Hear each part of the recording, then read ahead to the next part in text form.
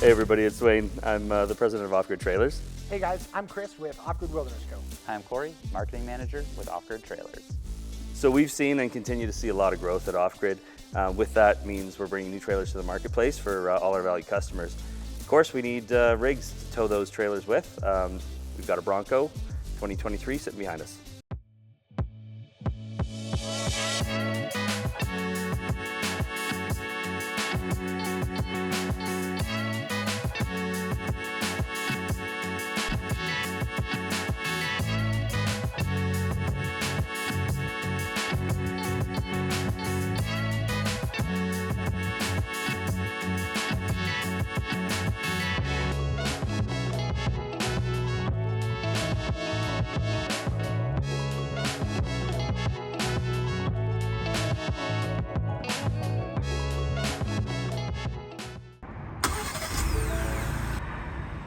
Guys, what do you say we throw some parts at this thing?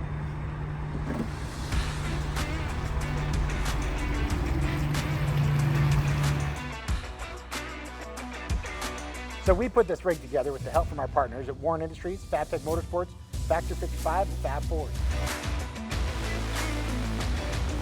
So surprisingly enough, the build took us a couple of days. I'm lucky enough to have a hoist in my home garage. So Bronco up on the lift. The first thing we did was ripping off the rear bumper, moving the wiring harness, and putting on the Fab Fours premium rear bumper.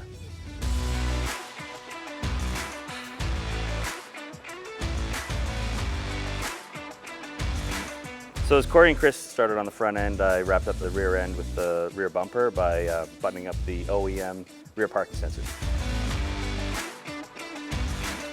What are we doing today? The person you're trying to contact is unavailable. We're working on a Ford.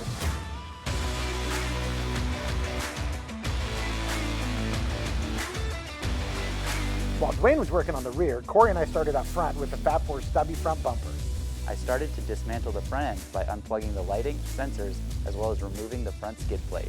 While Corey started dismantling the front end, I prepped the bumper by mounting the Warn Xeon 10S winch. We also installed some rigid lights in the front bumper.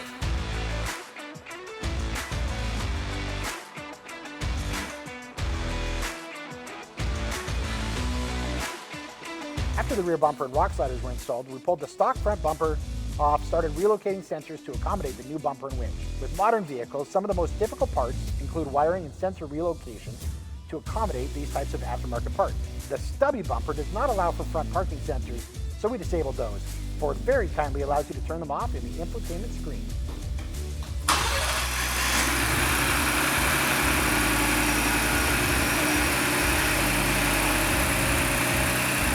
After Chris finished relocating the sensors, it was time to reassemble the front end.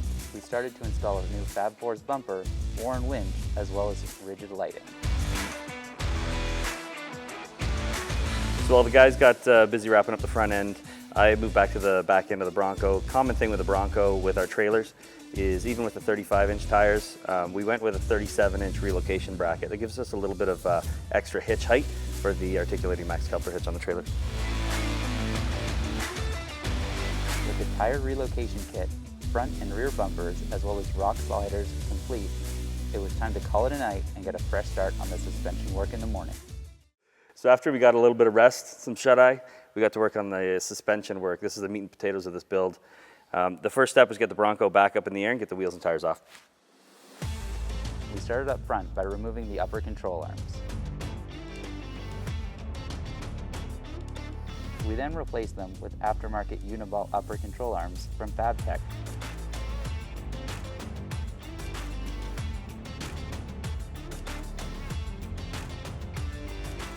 So with the upper control arms disconnected, we could remove the OEM or factory coilovers and get our new Fabtech Dirt Logic coilovers installed and mount the resis to the frame.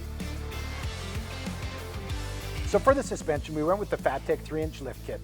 We used the 3-inch Dirt Logic coilovers with the external reservoirs, the Uniball upper control arms, and we upgraded to their tie rod Heim kit.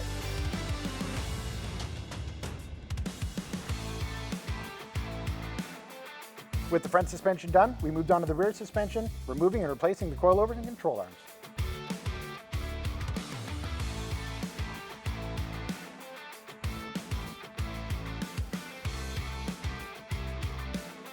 While we were in the rear end, we also upgraded the rear links and the rear adjustable track bar.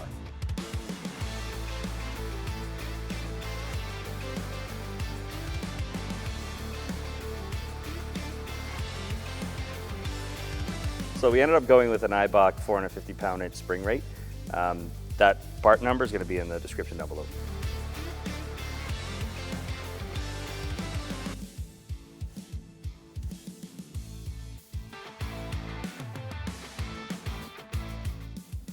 So with the factory suspension out and our Fabtech suspension back in, it's time for an alignment and some finishing touches.